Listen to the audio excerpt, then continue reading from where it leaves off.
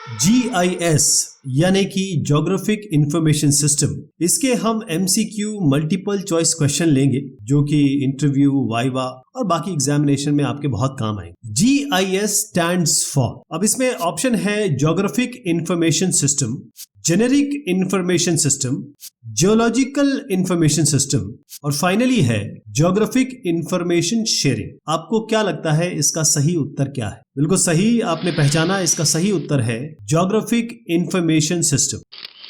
Geographic information system, पहली चीज तो ये ज्योग्राफिकल इंफॉर्मेशन सिस्टम नहीं है, ध्यान रहे ज्योग्राफिक इंफॉर्मेशन सिस्टम है। अब आप थोड़ा सा ये समझिए कि क्योंकि पहले बैंक क्या होता था, बैंक में आप लाइन लगाते थे, हाथ से काम होता था।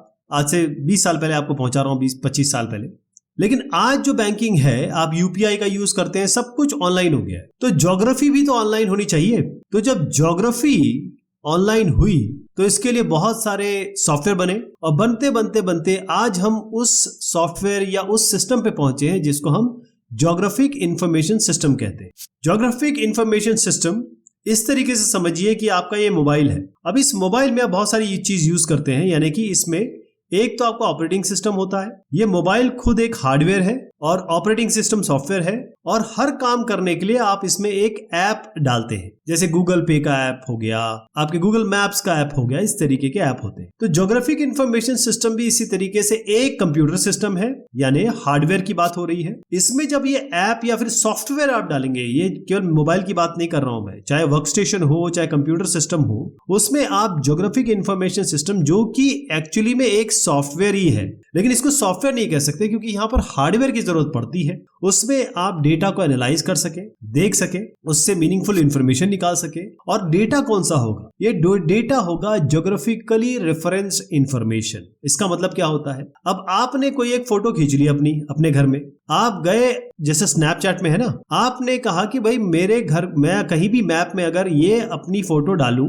तो बिल्कुल मेरे घर के पास या घर के लैटिट्यूड लॉन्गिट्यूड या उसके पोजीशन पे जाके लग जानी चाहिए। तो इस इमेज में ज्योग्राफिकल इंफॉर्मेशन होनी चाहिए, जिसको हम स्पेशल इंफॉर्मेशन या जियोस्पेशियल इंफॉर्मेशन कहते हैं। वो इंफॉर्मेशन क्या होगी? ज्योग्राफिकली रेफरेंस्ड इंफॉर्मेशन, जो बेसिकली लैट होती है, लैटिट्यूड या लॉन्गिट्यूड होती है, इस तरीके से इंफॉर्मेशन आपकी होती है। तो GIS में क्या क्या होगा? पहली चीज तो यह है कि हार्डवेयर और सॉफ्टवेयर दोनों की बात हो रही है, क्योंकि अगर आप बड़ा मैप, बड़ा इमेज हैंडल करना चाहते हैं, अच्छी तरीके से चीजों को एडिट, एनालाइज करना चाहते हैं, तो आपके पास एक हार्डवेयर होना चाहिए जिसके अंदर जो प्रोसेसिंग पावर है, ग्राफिक प्रोसेसिंग यूनिट है या डिस्प्ले है, वो बहुत अच्छा होना चाहिए। सॉफ्टवेयर में वो सारी चीज होनी चाहिए जो आप GIS में करना चाहते हैं। यानी कि GIS का काम बेसिकली मैं बता दूं आपको बहुत शॉर्ट में, आपका GIS सिस्टम जो है वो लेता है इनपुट, वो बनाता है आपका मैप, आउटपुट इसका मैप होता है या इंफॉर्मेशन होती है, या डेटा, जो डेटा आप डालेंगे ना उसका इंफॉर्मेशन होती है। तो जो भी आप इनपुट करेंगे वो आउटपुट में आता है। तो ये जो पूरा सिस्टम है वो इंटीग्रेटेड कंप्यूटर हार्डवेयर या सॉफ्टवेयर सिस्टम होगा। अब इसमें मान लीजिए आप एक रॉ इमेज लेके आते हैं, यानी कि आपने फोटो खींची या फिर सैटेलाइट से कोई रॉ डेटा आया, या फिर आपने एक फ्लो किया, यानी कि फ्लाई किया और फ्लाइंग से इमेज ले ली, ऊपर से हवाई जहाज से इमेज ले ली, जो बहुत हद तक यूज भी करते हैं, रिमोट सेंसिंग में बहुत ज्यादा यूज होता है वो। तो वो सारी आपने इमेज डाली, मेटा डेटा डाला, यानी कि डेटा अबाउट द डेटा, यानी ये जो डेटा आप डाल रहे हैं उसके बारे में इंफॉर्मेशन डाली। अब वो सब इसके अंदर जानी है, स्टोर होनी है, मैनेज होनी है, एनालाइज होनी है, यानी स्टोरेज, मैनेजमेंट और प्लानिंग तो एक ही चीज है। एनालिसिस का मतलब है कि उस डेटा से आपको कुछ इंफॉर्मेशन निकालनी है, और अगर आपको लग रहा है कि ये जो लाइन है ठीक नहीं बनी, इसको काट दो, तो एडिट कर सकते हैं। अब सही जो प्रारूप बनेगा उसको आप मैप के तौर पे या बाकी इंफॉर्मेशन के तौर पे आउटपुट भी कर सकें। और इंपॉर्टेंट बात यह है कि क्यों मैंने आपको बताया कि भाई रिमोट सेंसिंग भी इसमें बहुत इन्वॉल्व है। तो ये जो आप मैप इस पिक्चर में देख पा रहे हैं, इस लैपटॉप में देख पा रहे हैं, ये सारी विजुअलाइजेशन है। और किसकी विजुअलाइजेशन है? Geographic data. इसके नीचे बाकायदा आपको लैटिट्यूड, लॉन्गिट्यूड, एलिवेशन, प्रोजेक्शन, ये सब दिखाई देगा। GIS deals with which kind of data? पहला उत्तर है न्यूमेरिक डेटा, दूसरा है बाइनरी डेटा, तीसरा आता है स्पेशल डेटा, और चौथा है आपका कॉम्प्लेक्स डेटा। क्या लगता है आप, GIS किस डेटा से डील करता है? बिल्कुल सही पहचाना आपने, ऑप्शन नंबर 3। लेकिन कई लोग आर्ग्यू करेंगे कि न्यूमेरिक, बाइनरी और कॉम्प्लेक्स भी तो होता है GIS में, लेकिन हमने इनमें से बेस्ट चूज किया है क्योंकि अल्टीमेटली सारा GIS स्पेशल डेटा पे ही काम करता है। जीआईएस में न्यूमेरिक डेटा क्या होता है? अब एक छोटा सा एग्जांपल ले लीजिए, आपकी क्लास है, उस क्लास में कुछ बच्चे हैं, एक की उम्र है 23, एक की कर दीजिए 25, एक की 27, एक की फिर 23, फिर 25, फिर 28, ऐसे आपकी अलग अलग नंबर्स हो गए एज का। अब आप देखिए ये एक स्टैटिस्टिकल डेटा है। क्यों? क्योंकि आप बता सकते हैं इसमें से कौन सा सबसे मैक्सिमम है, 28 है, सबसे कौन सा मिनिमम है, 23 है। इस डेटा का मोड क्या है, 23 है, क्योंकि 23 कई बार आया है। यानी कि एक स्टैटिस्टिकल डेटा है जो जीआईएस में यूज होता है। लेकिन अब ये ज्योग्राफिकल कंपोनेंट नहीं है। ज्योग्राफिकल कंपोनेंट तब बनेगा जब आप बताएंगे कि ये स्कूल, ये कॉलेज कहीं एक जगह पे, मान लीजिए आप एग्जाम्पल ले लीजिए शिकागो में स्थित है, और वो स्थिति, वो पर्टिकुलर पोजीशन, लोकेशन आप बताएंगे तभी वो ज्योग्राफिकल कंपोनेंट बन जाएगा, उसमें आ जाएगा। यानी कि इसके साथ लैट, लॉन्ग, ये सब आप जोड़ेंगे तब ये आपका ज्योग्राफिकल कंपोनेंट बन जाएगा। अब इस डेटा को आप मैप पे दिखा सके, अगर मैप पे नंबर्स को दिखा सकते हैं किसी तरीके से, तो फिर काम करेगा। यही न्यूमेरिकल डेटा हो जाएगा आपके जीआईएस में। और अब बात आती है can be joined with vector files and queried. अब आपने कहा कि भाई मैं इसके लिए एक मैप बनाता हूं। देखिए इस तरीके से मैप बना देता हूं और मैं यहां पर इस तरीके से आदमी दिखा देता हूं। सबकी एज जो है वो, अगर मैं इस पे क्लिक करूंगा तो एज आ जाएगी, नाम आ जाएगा, बाकी इंफॉर्मेशन आ जाएगी आपके क्लास के बच्चों की। अब इसमें हम वेक्टर फाइल कैसे बनाएंगे? वेक्टर फाइल इसी तरीके से बनेगी कि ये क्लास का है, यहां पर आपने ये पॉइंट डाल दी, तो पॉइंट जहां पर आ गया, पॉइंट, लाइन और पॉलीगन, ये आपका वेक्टर फाइल्स हो जाती है। अब हम इसमें क्वेरी कर सकते हैं कि वो बताओ जो 25 साल से कम है, वो बंदे बता दो। तो इसका उत्तर जो आएगा, आउटपुट आपका जीआईएस देगा 23 और 25 है ना। इस तरीके से ये न्यूमेरिकल डेटा काम करता है। अब मैं इसका आपको एक्चुअल एग्जांपल दिखाता हूं या बताता हूं जो आप जानते हैं। हर एक स्टेट का, यानी कि हर एक कंट्री का सेंसस होता है कि कितने लोग इसमें रहते हैं। इसको हम डेमोग्राफिक डेटा कहते हैं। तो डेमोग्राफिक डेटा सबसे अच्छा एग्जांपल हुआ आपके न्यूमेरिक डेटा का। कैसे? न्यूमेरिक डेटा का मतलब ये है कि अब यहां देखिएगा कि कौन सा, ये सेंसस है बेसिकली, कौन सा ऐसा एरिया है जहां सबसे ज्यादा पॉपुलेशन बढ़ी है या पॉपुलेशन हुई है। तो ये जो इलाका है, ये वाला, यहां पॉपुलेशन बहुत तेजी से बढ़ी है। और ये देखिएगा, ये इलाका या फिर ये इलाका, यहां पर पॉपुलेशन, यहां से बताया जा रहा है पॉपुलेशन कम है। तो ये नंबर्स हैं। और जैसे ही आपने इसको मैप पे शो किया और यहां पर आपने इसको अलग अलग थीम दे दी, यानी कलर कॉम्बिनेशन दे दिए, ये क्या बन गया? ये आपका ज्योग्राफिक डेटा बन गया। तो न्यूमेरिक डेटा इस तरीके से ज्योग्राफिक डेटा के काम में आता है। बाइनरी डेटा क्या होता है? खास तौर पे जीआईएस के संदर्भ में, ज्योग्राफिक इंफॉर्मेशन सिस्टम के संदर्भ में जीआईएस डेटा क्या होता है? बाइनरी डेटा का मतलब होता है 0 या 1, यस या नो, हाँ या नहीं। मतलब इसका उत्तर बाई में छुपा है। बाई का मतलब होता है 2। तो कोई भी सवाल है जिसका उत्तर हाँ या ना में होगा, वो आपका बाइनरी डेटा होता है। अब जीआईएस में कैसे करेंगे इसको? 1s and 0s। जैसे आपके घर में एक फैन होगा, फैन को आप स्विच ऑन जब करते हैं तो उसको हम कहेंगे 1, स्विच ऑफ जब करते हैं तो वो हो जाएगा 0। तो 1 और 0। मैं अभी इसको ज्योग्राफी से भी जोड़ूंगा, लेकिन बाइनरी डेटा को हम इस्तेमाल करते हैं जब आपको 2 कैटेगरी बतानी हो, केवल 2 ही कैटेगरी, इससे ज्यादा नहीं हो सकती। पहली चीज ये हो गई, जैसे यस या नो, हाँ या ना, जैसे अप्रूव्ड या नॉट अप्रूव्ड, जैसे कंप्लीटेड या नॉट कंप्लीट। अब इसको मैं आपको बताता हूं कैसे। एक बहुत छोटा सा एग्जांपल लूंगा पहले, फिर मैं यहां से इसको रिलेट करूंगा। अब आप देखिए, एक इमेज है जो केवल ब्लैक एंड व्हाइट इमेज है, केवल ब्लैक एंड व्हाइट है। अब उस इमेज को, जो रास्टर इमेज है, उसको मैं इस तरीके से डिवाइड करता हूं और मैं कहता हूं कि ये पूरा ब्लैक है, ये पूरा ब्लैक है, ये पूरा ब्लैक है, मान लीजिए ये पूरा। तो इसको कैसे रिप्रेजेंट करेंगे आप? जीआईएस या फिर जीआईएस जैसे सॉफ्टवेयर होंगे, इस पर्टिकुलर को इस तरीके से करेंगे कि यहां पर जहां जहां आप ब्लैक कलर बता रहे हैं वहां आप रख देंगे 0 0 0 और बाकी जगह आप रख देंगे 1। तो कैसे हो गया? यही बाइनरी डेटा हो। अब आप कहते हैं कि भाई मेरे पास एक मैप है और यहां पर कहा गया कि ये घर है, ये घर है, ये घर है, ये घर है। प्लानिंग थी, ये प्लानिंग थी कि ये घर हमको बनाने थे। अब आपने कहा कंप्लीटेड या नॉट कंप्लीटेड? कंप्लीटेड। तो ये घर तो बना नहीं, अगर ये घर बना नहीं इसमें 0 रख दीजिए, ये घर बन गया इसमें 1 रख दीजिए, ये घर बना नहीं इसमें 0 रख दीजिए, ये घर बन गया ये 1 हो गया। इस तरीके से ये कंप्लीटेड या नॉट कंप्लीटेड, और इसी से आप अप्रूव्ड या नॉट अप्रूव्ड ले लीजिए कि भाई एक पूरा एक हमारा एरिया है, हम एक जगह पे घर बनाना चाहते हैं, हम अथॉरिटी के पास गए, उन्होंने कहा ये अप्रूव्ड है, ये वाले अप्रूव्ड है, ये वाले अप्रूव्ड नहीं है। समझ गया? ऐसे ये मैंने आपको जो बताया है, ये जैसे ये BIL है, बैंड इंटरलीव्ड, इस तरीके से अलग अलग तरीके होते हैं जहां पर हम ये 0-1 बाइनरी डेटा का इस्तेमाल करते हैं जीआईएस में। जीआईएस में स्पेशल डेटा क्या होता है? पहली चीज तो यह है कि जीआईएस स्पेशल डेटा से डील करता है, साथ में न्यूमेरिक बाइनरी कॉम्प्लेक्स से भी करता है। सही उत्तर इसका स्पेशल डेटा है। लेकिन स्पेशल डेटा होता क्या? स्पेशल डेटा में सबसे इंपॉर्टेंट जो शब्द आता है वो होता है स्पेस। स्पेस का मतलब जगह, लोकेशन। अगर लोकेशन बता दें, जैसे आप कहीं खड़े हैं, आप अपनी लोकेशन बता दें तो कोई भी आपकी तरफ पहुंच सकता है। आप बोलेंगे मैं वहां खड़ा हूं, यहां खड़ा हूं, तो कोई नहीं पहुंच पाएगा आपके पास। तो आप जब यहां वहां बताएंगे तो आपने स्पेशल डेटा नहीं, लेकिन आपने कहा कि देखो मैं इस कॉर्नर में, इस स्ट्रीट में खड़ा हूं, इस स्ट्रीट के कॉर्नर में खड़ा हूं, तो स्ट्रीट का नाम जानते ही उस कॉर्नर में बंदा जाएगा और आपसे मिल लेगा। तो स्पेशल डेटा, ज्योग्राफिक डेटा या जियोस्पेशल डेटा सबके एक ही नाम। Special data, geographic data, geospatial data सब एक ही है, एक ही नाम है। अब ये इंफॉर्मेशन देता है, क्या इंफॉर्मेशन देता है? ताकि हम लोकेशन आइडेंटिफाई कर सकें। अगर मैं कह दूं कि अभी मैं आपको थोड़ा एग्जांपल से समझाऊंगा, बाउंड्रीज ऑन अर्थ, जैसे फिर एक एग्जांपल और मैं आपको बताता हूं, ये पॉपुलेशन या सेंसस का डेटा है। अब हमने ये जो बाउंड्रीज बनाई है ना, ये बताया है कि भाई ये जो जगह है ये हमारा राजस्थान, तो ये बाउंड्री इसकी डिफाइन करी, लेकिन बाउंड्री का कोई ना कोई तो लोकेशन होना चाहिए। तो हर एक बाउंड्री का पॉइंट है, उसकी लैट लॉन्ग है, वो हमें बताता है पूरे ग्लोब में कि ये एक्चुअल कहां से गुजरात या की शुरुआत होती है, कहां पर राजस्थान की शुरुआत। ठीक, तो स्पेशल डेटा एक ऐसा डेटा है जिसको हम जीआईएस में, क्योंकि जीआईएस में वही डेटा जाता है जिसके पास स्पेशल इंफॉर्मेशन या लोकेशन इंफॉर्मेशन, तो चाहे इमेज प्रोसेसिंग सॉफ्टवेयर हो, चाहे वो जीआईएस का सॉफ्टवेयर हो, दोनों में स्पेशल डेटा बहुत इंपॉर्टेंट। अब आप देखिए कि मैंने लोकेशन ऑफ फीचर्स कहा या बाउंड्रीज ऑन अर्थ कहा, तो हमने कहा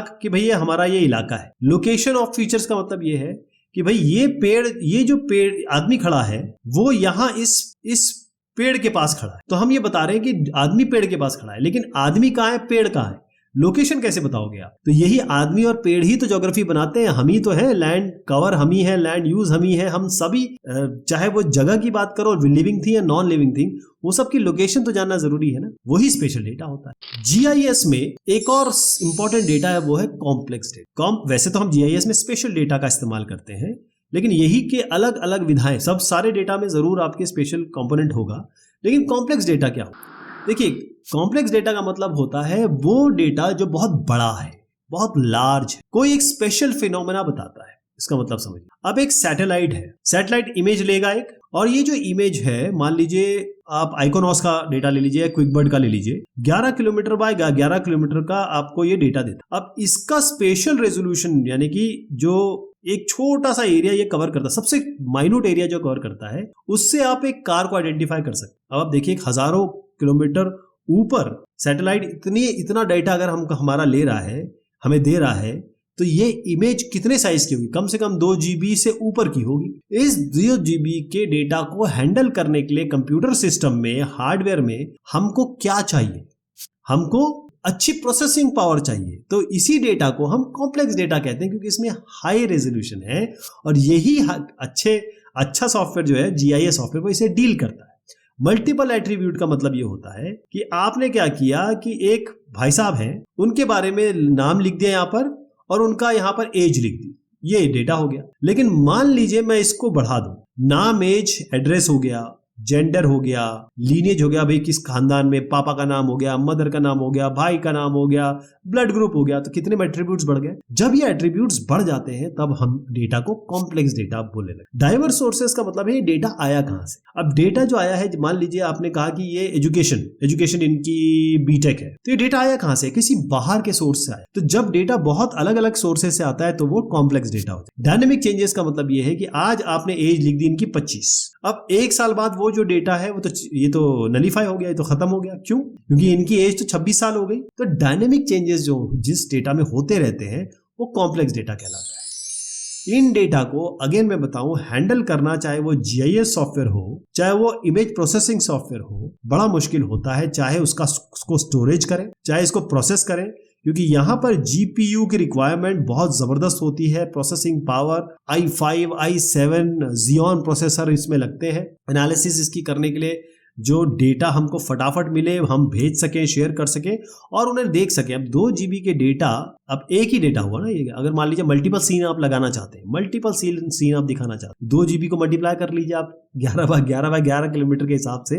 अगर आप 200 किलोमीटर दिखाना चाहते हैं तो कैसे दिखाएं? वो विजुअलाइजेशन करना बड़ा मुश्किल होता है।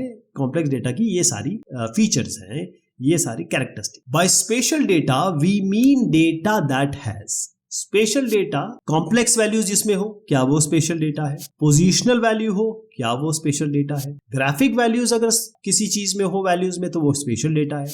या डेसिमल वैल्यूज हो, जैसे पॉइंट हो जिसमें, वो आपके स्पेशल डेटा है। तो इसका उत्तर है, जो आप सही सोच रहे हैं, पोजीशनल वैल्यूज। जीआईएस की सारी जो कहानी शुरू होती है वो स्पेशल डेटा से शुरू। स्पेशल डेटा का मतलब होता है जिसके पास पोजीशनल वैल्यू, यानी कि अगर मैं कहता हूं कि भाई मैं कहीं खड़ा हूं, तो मैं कहां खड़ा हूं, किस लैटिट्यूड लॉन्गिट्यूड पे खड़ा हूं। मैंने कहा कि मैं खड़ा हूं मंगोलपुरी में, तो मंगोलपुरी बहुत सारे लोग नहीं जानते, है ना। लेकिन मैं कहूं मैं दिल्ली के मंगोलपुरी में खड़ा हूं, क्योंकि मंगोलपुरी हो सकता है गुजरात में हो सकता है आपके पटना में हो। तो जब आप अपने आप को प्रिसाइज वैल्यू दे देते हैं, तो जीआईएस इसे लेता है और मैप पे आपको रख देता है कि भाई ये इसकी बात कर रहे हैं, इस लैटिट्यूड लॉन्गिट्यूड की बात कर रहे हैं। तो पोजीशनल वैल्यूज में आता है पॉइंट, लाइन और पॉलीगन। पोजीशनल वैल्यू में पॉइंट, लाइन, पॉलीगन ये वेक्टर्स होते हैं। पॉइंट का मतलब क्या होता है, अब आप देखिए, मैं एग्जांपल इस तरीके से लेके चलता हूं। पॉइंट का मतलब ये है कि आप बताना चाहते हैं, बड़ा मैप है ये बताना चाहते हैं कि भाई यहां पर एक हॉस्पिटल है और यहां पर एक हॉस्पिटल है। ये हॉस्पिटल और ये हॉस्पिटल आपने पॉइंट से दिखाया। तो पॉइंट से जैसे ही पॉइंट डेटा को दिखाया, ये हॉस्पिटल या फिर स्कूल या फिर कोई सिटी, अब अगर आप देखिए, अगर बड़ा मैप दिखा रहे हैं, हिंदुस्तान का मैप दिखा रहे हैं, तो आप सिटीज दिखाएंगे, लेकिन स्टेट दिखाएंगे। लेकिन जैसे ही आप छोटा मैप में आ जाएंगे, वहां सिटीज दिखाएंगे, और जैसे और छोटे मैप में आ जाएंगे, वहां पर आप लेन्स दिखाएंगे। लेन्स मतलब रास्ते दिखाएंगे। तो ये जो पॉइंट होते हैं, हम ये पॉइंट डेटा कहते हैं, जो एक पॉइंट से रिप्रेजेंट होते हैं।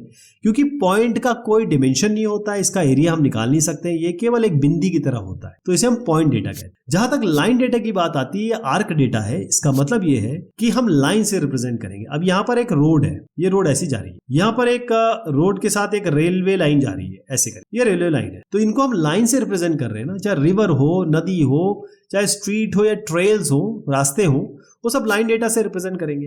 अब देखिए, इसकी एक शुरुआत है, इसकी यहां पर एक एंड है, इसकी शुरुआत है, इसकी एंड है, तो इसका स्टार्ट और एंड होना बहुत जरूरी है लाइन डेटा। और इस तरीके से ज्योग्राफिक ये फीचर्स दिखाता है। अब यहां से यहां तक आप केवल लेंथ मेजर कर सकते हैं, कोई एरिया तो मेजर नहीं कर सकते, क्योंकि लाइन की केवल लेंथ मेजर हो सकती है, उसकी दूरी है, मतलब उसका माप हो सकता है, यहां से वहां तक कितनी दूरी है, कितना लेंथ है। अब पॉलीगन डेटा, मान लीजिए इस मैप को मैं थोड़ा सा और जूम इन कर देता हूं, तो ये अगर आप केवल बताना चाहते हैं कि मेरे इलाके में या मेरे शहर में कितने हॉस्पिटल है, तो आप क्या करेंगे, इसी पॉइंट को आप यूं कर देंगे। मैं ये नहीं कह रहा हूं कि आप करेंगे, मैं बता रहा हूं कि पॉइंट और पॉलीगन में क्या अंतर होगा। हर एक जगह पे वही पॉइंट हो सकता है, किसी मैप में पॉइंट हो और वही पॉइंट किसी मैप में पॉलीगन हो गया। अब मान लीजिए जैसे यहाँ पर वाटर बॉडी है, पानी है, तो अब उसको पॉलीगन से दिखाएंगे ना।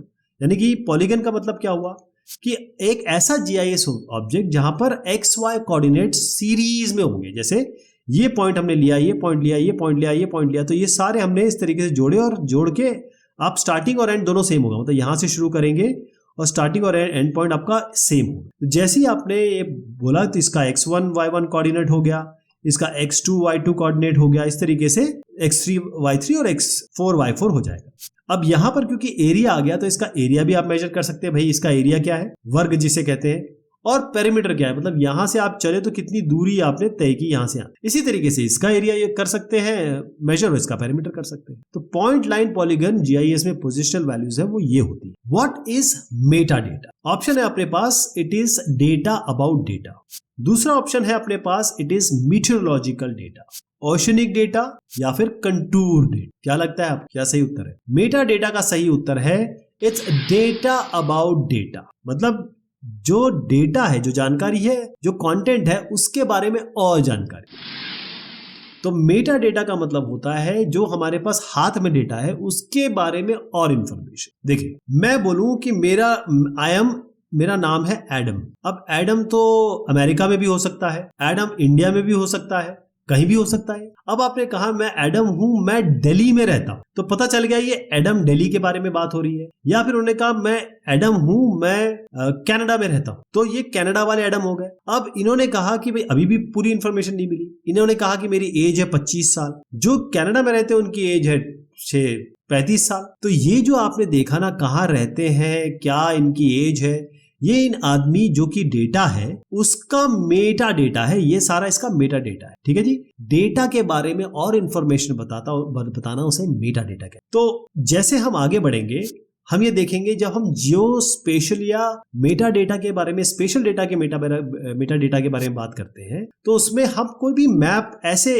अलहदा नहीं दिखा सकते, यानी कोई GIS फाइल्स हम ऐसे नहीं दिखा सकते, इमेजरी नहीं दिखा सकते। क्यों? क्योंकि ये सारे मैप्स जो हैं, ये सारी जो GIS की फाइल्स हैं या इमेजेस हैं, जैसे सैटेलाइट इमेजेस होती हैं, लोकेशन बेस्ड डेटा रिसोर्सेज, ये सारे आपके मेटा डेटा के बगैर काम नहीं करेंगे। केवल आप एक मैप उठा के दे दोगे या पिक्चर उठा के दे दोगे तो काम नहीं करेगा। इसका ज्योग्राफिक इंफॉर्मेशन, इसका प्रोजेक्शन क्या है, ये कहाँ का डेटा है, कब लिया गया था, कितना क्वालिटी क्या है इसकी, कितना सही है, कितना गलत है, वो सारी चीज मेटा डेटा में आती। तो मेटा डेटा आपको ये फायदा करता है कि भाई आपने यहां से एक डेटा लिया, यहां से दूसरा डेटा ले लिया। अब ये जो डेटा है, आपने कहा भाई मैं एक कनाडा की बात करूं कि ये डेटा मेरा है मान लीजिए टोरंटो का, और ये डेटा है मेरा मान लीजिए आपकी कैलगरी का। तो टोरंटो और कैलगरी का डेटा मिला के हम किसका डेटा बना सकते हैं? कनाडा का पूरा डेटा बना सकते हैं। तो इस तरीके से हम डेटा को इंटीग्रेट कर लेंगे, क्योंकि हमें पता रहना चाहिए ना ये है कहाँ का, कैसा है,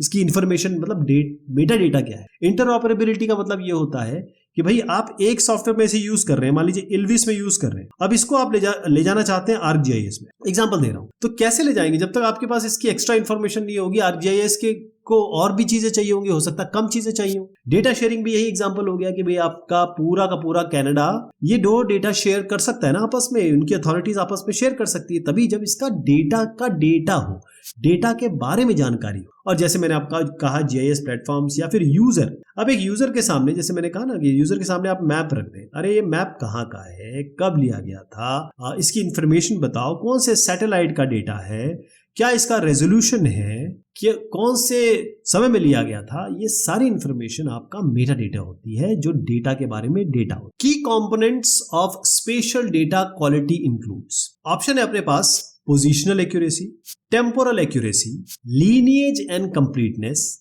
लॉजिकल कंसिस्टेंसी। क्या लगता है आपको? या फिर ऑल ऑफ द अबव? देखिए जहां ऑल ऑफ द अबव है ना, आपके कान खड़े हो जाने चाहिए, क्योंकि mostly all of the above वाले ही आंसर सही हो। तो इसका उत्तर वाकई में ऑल ऑफ द अबव है। करेक्ट आंसर है option number 5, all of the.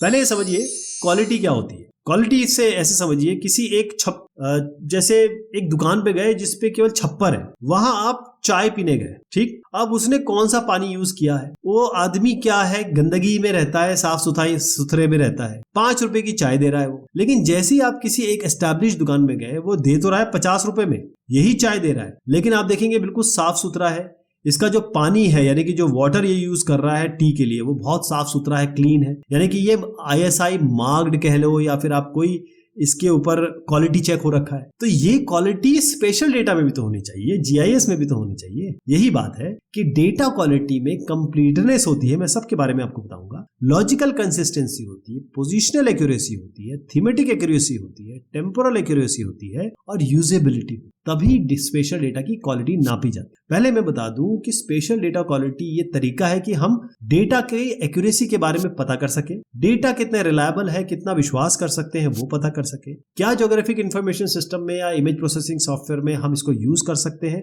और क्या हम किसी यूजर को दे सकते हैं, क्या ये GIS और डिजिटल डेटा सेट जो हमने बनाया है या हम दे रहे हैं, वो कितना इन सब चीजों को फॉलो कर रहा है, या कितना इनके लेवल पे या मापदंड पे हमने चेक किया है, और हम बिल्कुल आश्वस्त है कि हाँ ये डेटा बिल्कुल सही है, इसमें कोई भी गलती नहीं है। तो इसके लिए 7 एलिमेंट होते हैं स्पेशल डेटा क्वालिटी। अब वो क्या क्या होते हैं एक करके समझिए आप। मैं यहाँ पे आपको 7 चीजें दिखा रहा हूं। पहली चीज है positional accuracy, attribute accuracy, completeness, logical consistency, lineage, semantic accuracy, temporal information, right. अब आप क्या करेंगे, देखिए इसमें बहुत ध्यान से सुनिएगा, एक एक करके समझा रहा हूं। 7 एलिमेंट जो स्पेशल डेटा क्वालिटी के लिए होते हैं। अब यहां पर हमने GIS में एक मैप डालने की कोशिश की, ठीक। पहली चीज आएगी कि इस मैप पे या फिर इस मैप के साथ हमने GPS का डेटा भी डालने की कोशिश की। पहली चीज है पोजिशनल एक्यूरेसी। क्या है? GPS का डेटा है तो यहां एक्यूरेसी बताइए कि 10 मीटर है, 20 मीटर है,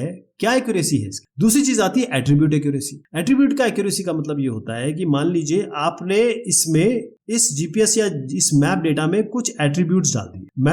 एट्रीब्यूट डाले, जैसे मैप का आपने बता दिया कि भाई इसका साइज ये है, इसका लोकेशन ये है। लोकेशन कितना सही है, आपने लोकेशन दिया 28.3 और 78.6। अब कोई बोल रहा है नहीं यार ये तो सही नहीं आ रहा, ये तो मैप सही जा ही नहीं रहा, ये तो 27.3 है और 78.6 है, तो ये 1 डिग्री का 111 किलोमीटर आपको आगे ले जाएगा। तो गलत एट्रीब्यूट नहीं दे सकते आप, एट्रीब्यूट की चेकिंग होगी, ये एट्रीब्यूट की बात हो गई। कंप्लीटनेस मतलब ये है कि आपके पास मान लीजिए इस जीपीएस में आपके पास कुछ डेटा है 1 2 3 4, अब इसके बारे में तो आपको पता है, ये तीनों के बारे में, इसके बारे में नहीं पता कि ये कब लिया गया था, कैसे लिया गया था। या फिर इस तरीके से समझिए, कंप्लीटनेस का मतलब ये होता है कि अगर आपने 4 लोगों के नाम लिखे, 4 लोगों के नाम लिखने, 4 आदमी आपके पास है, एक का दूसरे का तीसरे का नाम लिख दिया, चौथे का नाम ही नहीं लिखा, वो कंप्लीटनेस हो गई कि भाई नाम ही नहीं लिखा। लॉजिकल कंसिस्टेंसी का मतलब ये होता है कि भाई कंसिस्टेंसी का मतलब ये होता है कि सब बराबर होना चाहिए, और लॉजिकल कंसिस्टेंसी का मतलब ये होता है कि वे लॉजिक बन रहा है कि नहीं बन रहा है। आप ये कहें कि ये जो मैप मैं लाया हूं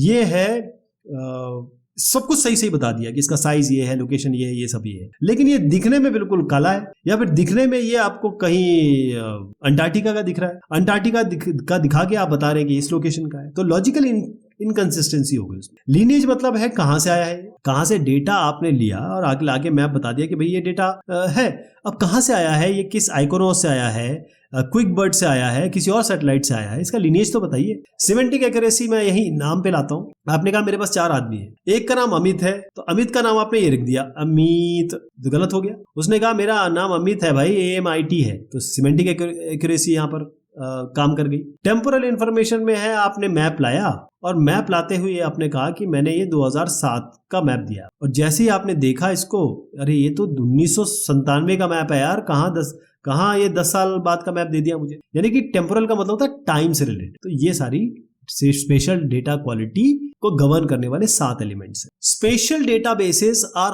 also known as geo databases, mono databases, concurrent databases और नन ऑफ द अबव। क्या लगता है आप? स्पेशल डेटाबेसेस जियो डेटाबेसेस भी कहलाते हैं, इसलिए इसका सही उत्तर है जियो डेटाबेसेस। अब जियो डेटाबेसेस है, ये जो जियो शब्द, जियो डेटाबेसेस में जो जियो शब्द है आपका, वो कहां से आया? ये हिंदुस्तान का जियो नहीं है, जियो मतलब अर्थ होता है, पृथ्वी। ये आया है, इसका मैं ArcGIS तो नहीं, मैं इसरी नाम लिखूं क्योंकि एक्चुअली पेरेंट कंपनी ESRI है, ESRI से आया है। तो जियो डेटाबेस, पहले तो ये बता दूं कि आपके पास GIS डेटाबेस में एक तो स्पेशल डेटाबेसेस होते हैं जिसमें लोकेशन इंफॉर्मेशन होती है, कुछ non special database. Special database का डेटा स्ट्रक्चर क्या होता है? रास्टर होगा या वेक्टर होगा, या पॉइंट लाइन पहले पॉलीगन होगा वेक्टर, या फिर रास्टर होगा जो कि ग्रिडेड स्ट्रक्चर होता है, यानी कि एक बक्सों में कंटेंट रखा जाता है। वेक्टर में पॉइंट लाइन पॉलीगन बनता है। तो जियो डेटाबेस में ये सारी चीजें रखनी होती है, चाहे आप रास्टर रखें या वेक्टर रखें। तो जियो डेटाबेस ये प्रोप्राइटरी GIS फाइल फॉर्मेट है, किसका? ESRI का। 1990 में इसको डेवलप किया गया था ताकि डेटा को, जो डेटाबेस है, बेसिकली ये डेटाबेस है ESRI का, ये समझ लीजिए। डेटा को रखना है, स्टोर करना है, ऑर्गेनाइज करना है स्पेशल डेटा सेट को, जिसके पास इंफॉर्मेशन। आप ये समझ लीजिए कि जो ESRI है वो शाहरुख खान है, जिस तरीके से शाहरुख खान को पूरा वर्ल्ड जानता है ना, इज्जत होती है उनकी, उसी तरीके से ESRI की इज्जत होती है GIS के वर्ल्ड में। तो GIS के वर्ल्ड में यही है, कौन? जियो डेटाबेस या डेटाबेस मैनेजमेंट सिस्टम, ESRI का, ArcInfo का, ArcPro का, ये सारे जियो डेटाबेस है। GIS से संदर्भ है ये, और एक पर्टिकुलर कंपनी से है। तो ये हमने बात की इंट्रोडक्शन टू GIS के क्वेश्चन और आंसर लिए। होपफुली आपको फायदा हुआ होगा। बहुत शुक्रिया और बहुत मेहरबानी आपसे।